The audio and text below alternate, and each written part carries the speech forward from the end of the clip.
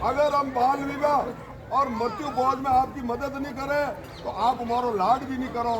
तो मैं कहूँगा और समय रहा तो थोड़ा कम कर पर धीरे ऐसा कम करना मजबूरी बन चुकी है।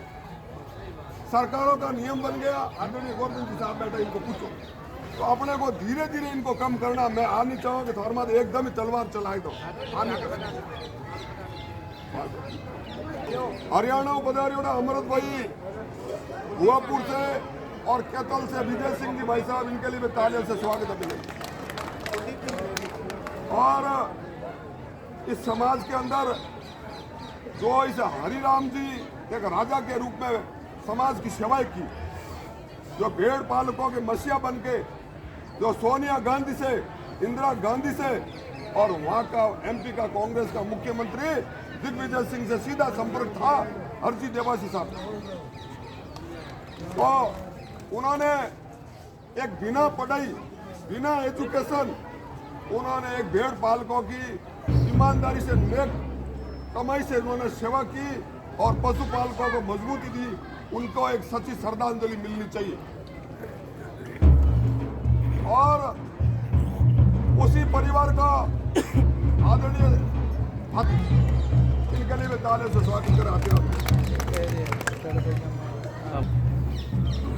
लोग बात कहते हैं कि राजनीतिक नहीं होनी चाहिए।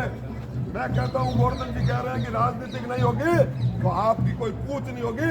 जब विधानसभा में, लोकसभा में कोई आपका मेंबर नहीं होगा तो आपको कोई पूछने वाला नहीं मिलेगा। आप अपने बच्चे को एमएलए बना के भेजो और एमपी बना करके दिल्ली भेजो तो आपकी पूछ होगी और आपकी हर समस्या का निवारण होगा। आदरणीय बाबू जी साहब, मेरा ये निवेदन है कि आज का युग है कि राजनीतिक सबसे बड़ी ताकत है। अगर राजनीतिक नहीं होगी तो आपको कौन पूछेगा। दूसरी बात, मैं आदरणीय गोवर्धन जी साहब से एक निवेदन करूंगा कि आज से कई वर्षों पहले से एक गधा पशु है, उसको फेमिन कोड में शामिल किया हुआ है, मैंने ऐसा सुना है। लेकिन भेड़ और बकरी आज तक फेमिन कोड में शामिल नहीं हुई। हमारा करबद्ध निवेदन है कि भेड़ और बकरी को फेमिन कोड में शामिल करवाया जाए।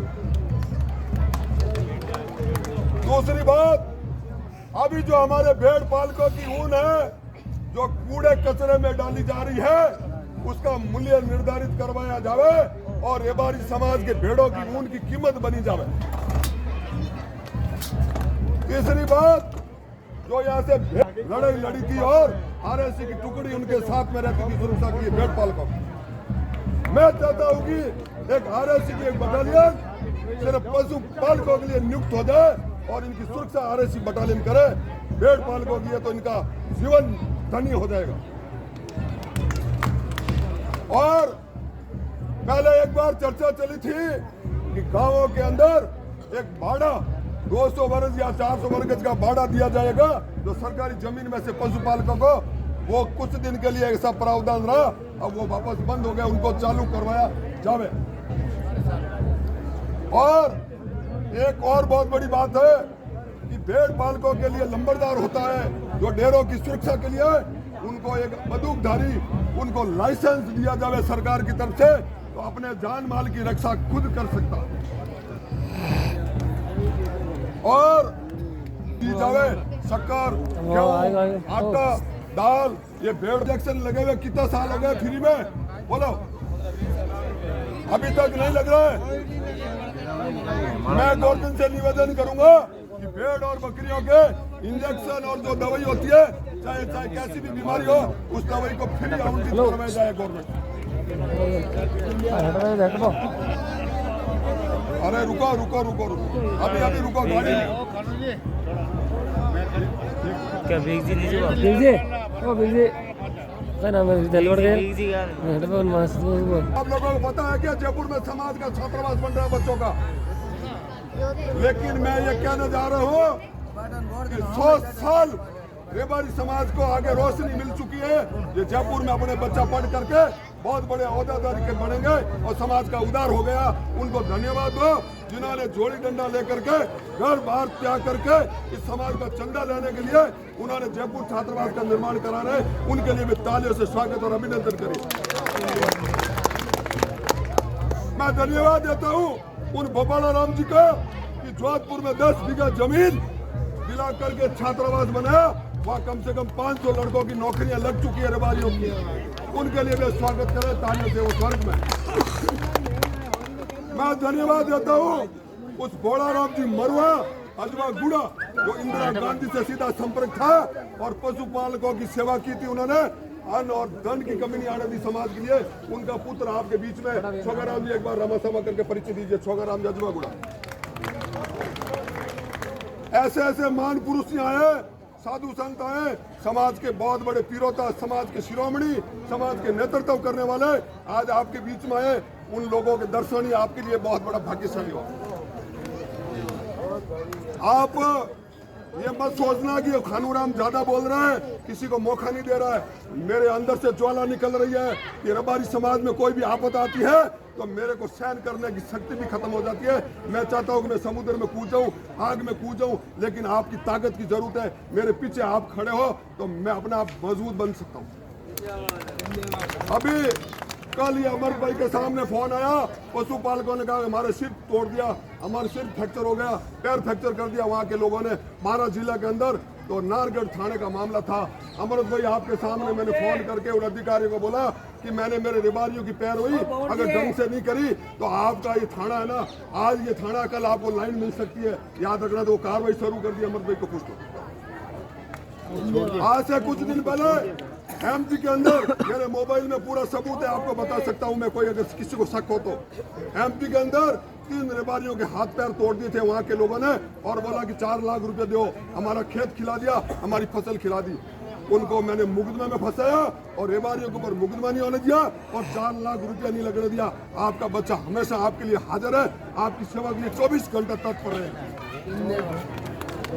लेकिन हाथीराम जी और खेमराज जी देसाई ने जो जयपुर छात्रावास का बीड़ा उठाया, मैं कह रहा हूं कि 100 साल रेबारी समाज को ताकत मिल चुकी है।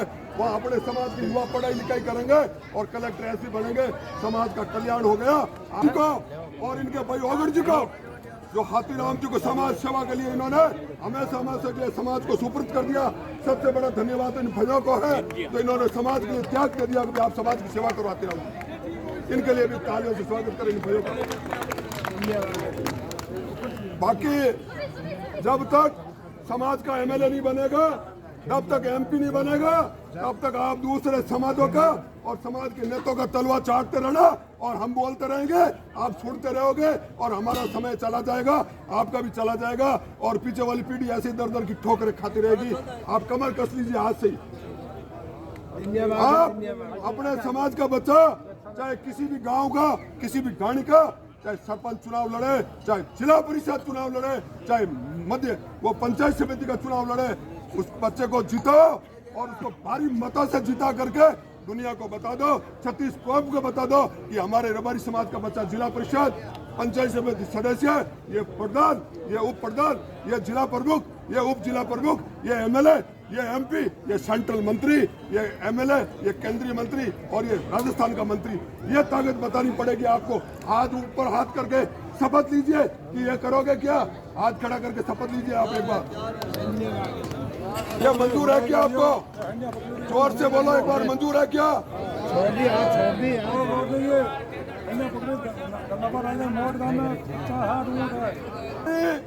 इस समाज के समाज रतन आदरणीय खेमराज जी के लिए तालियों से स्वागत, अभिनंदन। इन्होंने पूरे भारत के अंदर समाज का छात्रावास बनाने में अपने पूरा जीवन समाज की सेवा में व्यतीत करना शुरू कर दिया। इनके लिए तालियों से जोरदार स्वागत, अभिनंदन।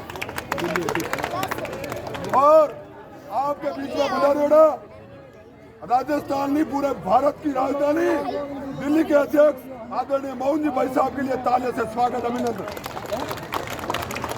अभी आपको एक खुशखबरी मैं और देता हूं कि मोहन जी भाई साहब ने और खेम जी भाई साहब ने, एक मिनट रोको साहब, प्लीज हाथ जोड़िए, आप उठा के अभी ऐसे मत करो, बोलो मत बीच में। अभी एक खुशखबरी सुना रहा हूं, ये कि आपके दिल्ली के अंदर समाज का भवन बनने जा रहा है। कुछ ही दिनों में दिल्ली के अंदर आपका भवन बनेगा।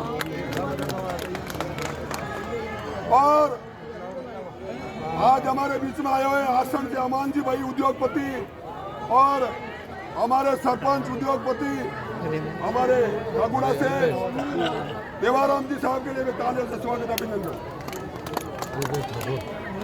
मैं धन्यवाद दूंगा अमृत भाई को जो समाज की हर लड़ाई लड़ते हैं, समाज के हमेशा चाहे 1000 किलोमीटर चलना पड़े तो पैदल चलने के लिए तैयार रहते हैं। खड़ा होकर हाथ जोड़ो अमृत भाई, खड़ा होकर एक बार हाथ जोड़ दो।